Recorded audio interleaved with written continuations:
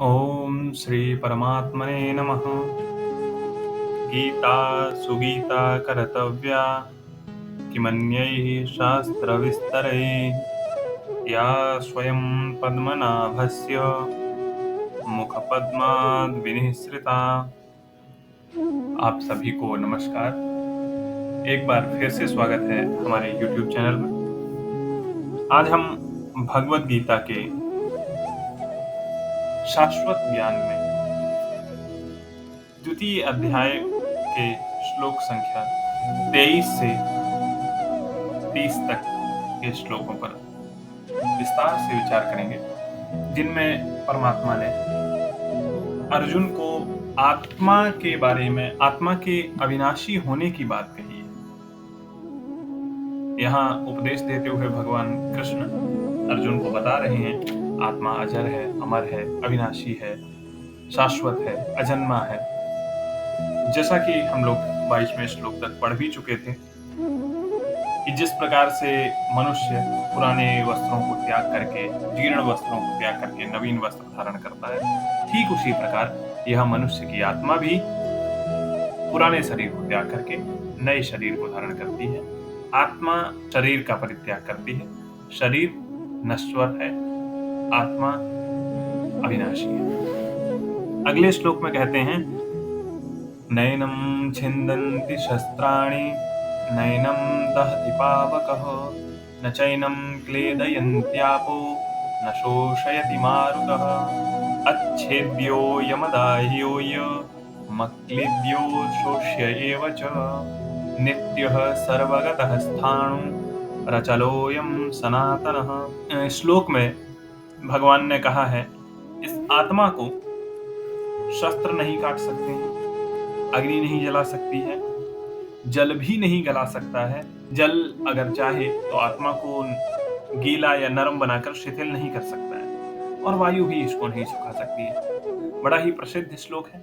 आत्मा को शस्त्र नहीं काट सकते हैं, अग्नि नहीं जला सकती इत्यादि बात कही है। तो ऐसा होने में क्या कारण है, क्यों ऐसा है? तो अगले श्लोक में कहते हैं, अच्छेद्योऽयमदाह्योऽयमक्लेद्यो शोष्य एव च नित्यः सर्वगतः स्थाणु रचलोऽयं सनातनः। यह आत्मा अवयव रहित है। अब अवयव रहित होने के कारण अच्छेद्य है, यानी कि छेदन किए जाने योग्य नहीं है, काटे जाने योग्य नहीं है, और गीला किए जाने योग्य भी नहीं है, अक्लेद्य। अच्छा, निराकार है, इसलिए जलाने योग्य भी नहीं है, अदाह्य है, और द्रवीभूत नहीं है, द्रव नहीं है। इस कारण से इसका शोषण भी नहीं किया जा सकता, ये अशोष्य है, सुखाए जाने योग्य नहीं।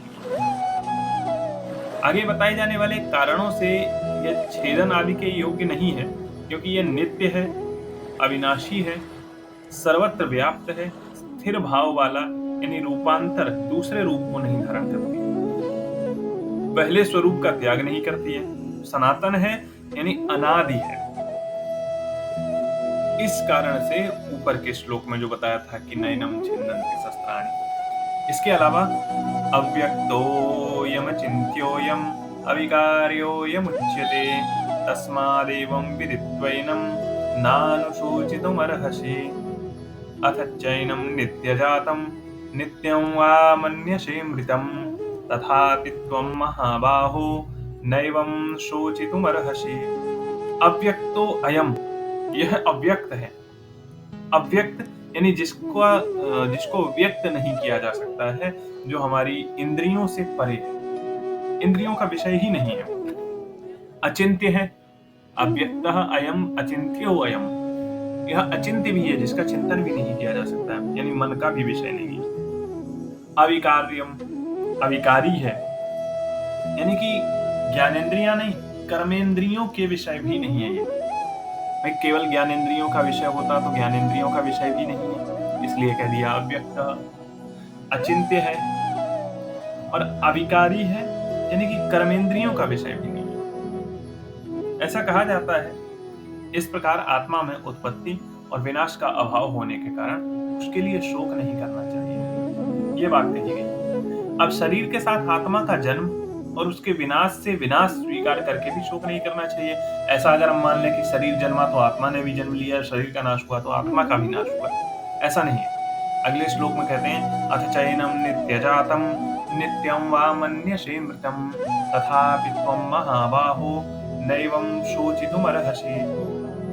पुण्य पाप और उसके फल स्वरूप जन्म मरण का आत्मा से संबंध होने के कारण यदि तू इस आत्मा को सदैव शरीर के जन्म से जन्मा हुआ मानता है और शरीर के मरने से मर गया मानता है, तब भी हे महाबाहो तुझे शोक नहीं करना चाहिए। नैवं शोचितुमर्हसि, तुम शोक करने के लायक है हो ही नहीं, ये बात ही शोक करने लायक नहीं है। क्यों उचित नहीं है? तो आगे कहा है कि जातस्य हि ध्रुवो मृत्युर्ध्रुवं जन्म मृतस्य च तस्मादपरिहार्येऽर्थे न त्वं शोचितुमर्हसि। भाई अगर शरीर जन्म लेता है और तुम मान रहे आत्मा ने भी जन्म लिया और शरीर की मृत्यु पर आत्मा की भी मृत्यु हुई, तब भी शोक नहीं करना है। क्यों नहीं करना है? इस श्लोक में कह दिया कि जिससे कि जन्म लेने वाले का अपने जन्म के आरंभ कर्मों का क्षय होने जाने पर मरना निश्चित है। जन्म लिया, जिस निमित्त से जन्म लिया उस कर्म की पूर्ति हो गई तो मरना निश्चित है, और मर जाने पर उस शरीर के द्वारा किए हुए कर्मों से अगला जन्म भी निश्चित है। इसलिए यह जो अनिवार्य है, अवश्यम भावी है, तुम्हारे चाहने से रुक भी नहीं सकता है, जन्म मरण है, उसके विषय में तुम जैसे विद्वान को शोक करना उचित है। यानी कि तुम शोक करने के योग्य नहीं हो कि जन्म मरण को लेकर के शोक नहीं करना चाहिए। अगले श्लोक में फिर से कहते हैं अव्यक्तादीनि भूतानि व्यक्तमध्यानि भारत अव्यक्त निधनान्येव तत्र का परिदेवना। इस श्लोक से लेकर आगे के कुछ श्लोकों में संसार के सामान्य मनुष्य के दृष्टिकोण से समस्या को अर्जुन के समक्ष बड़ी सुंदरता से प्रस्तुत किया गया है। अगले 10 श्लोकों में श्री कृष्ण समस्या का स्पष्टीकरण सामान्य व्यक्ति की दृष्टि एवं बुद्धि के अनुसार प्रस्तुत करते हैं। इस भौतिक जगत में कार्य करण का नियम अबाध रूप से कार्य करते हुए अनुभव में आता है। कार्य की उत्पत्ति कारण से होती है, क्योंकि जब तक कारण नहीं है तब तक कार्य भी नहीं है। सामान्यतः कार्य व्यक्त रूप में दिखाई देता है और कारण अव्यक्त रहता है। अतः सृष्टि का अर्थ है वस्तुओं का अव्यक्त अवस्था से व्यक्त अवस्था में आ जाना। देखने, सुनने और समझने में आने वाले जितने भी प्राणी यानी शरीर आदि हैं, वे सब के सब जन्म से पहले अव्यक्त थे, यानी दिखाई नहीं देते, और ये सभी प्राणी मरने के बाद फिर से अव्यक्त हो जाएंगे, यानी दिखेंगे नहीं। अब ये सभी प्राणी बीच में यानी जन्म के बाद और मृत्यु के पहले तक दिखाई देते हैं, यानी व्यक्त होते हैं। जैसे सोने से पहले स्वप्न नहीं था और जागने के बाद भी स्वप्न नहीं है, ठीक उसी प्रकार जन्म लेने से पहले शरीर नहीं था, मरने के बाद शरीर नहीं है, परंतु बीच में भाव रूप से दिखते हुए इनका लक्षण तो दिख रहा है। तो जो आदि और अंत में नहीं होता है वह बीच में भी नहीं है, यह सिद्धांत है। अब सभी प्राणियों के शरीर पहले नहीं थे और बाद में नहीं रहेंगे, अतः वास्तव में वे बीच में जो दिख रहे हैं वह है ही नहीं, परंतु यह शरीर यानी आत्मा पहले भी थी, आगे भी रहेगी और अभी भी है। निष्कर्ष ये निकला कि शरीर का सदा अभाव होता है, शरीर के यानी कि आत्मा का कभी भी अभाव नहीं हुआ, इसलिए इन दोनों के लिए शोक नहीं किया जा सकता। अगले श्लोक में भगवान शरीर की अलौकिकता का वर्णन कर रहे हैं। यहाँ पर आश्चर्यवत् पश्यति कश्चिदेन आश्चर्यवद् वदति तथैव चान्यः आश्चर्यवच्चैनमन्यः शृणोति श्रुत्वाप्येनं वेद न चैव कश्चित्।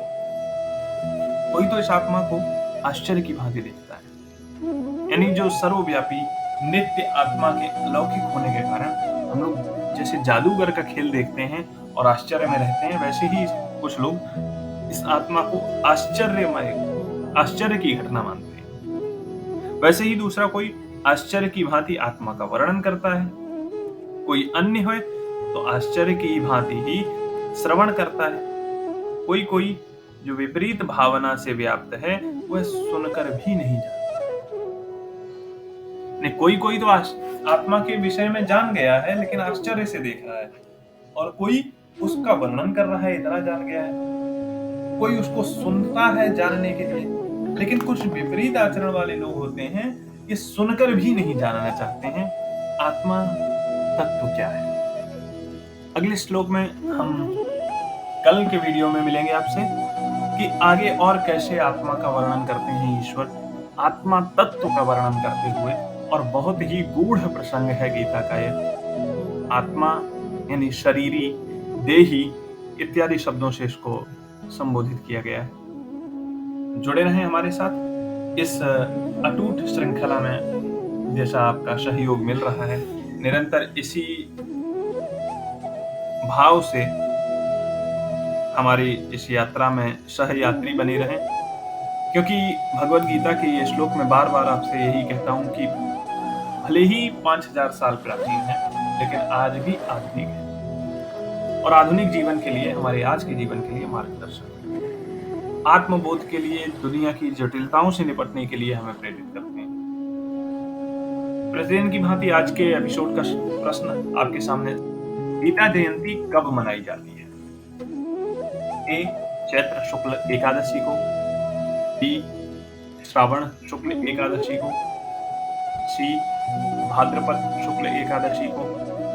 डी, मार्गशीर्ष शुक्ल एकादशी। गीता जयंती कब मनाई? स्वस्थ रहें, ईश्वर से यही कामना है। धन्यवाद। जय श्री कृष्ण।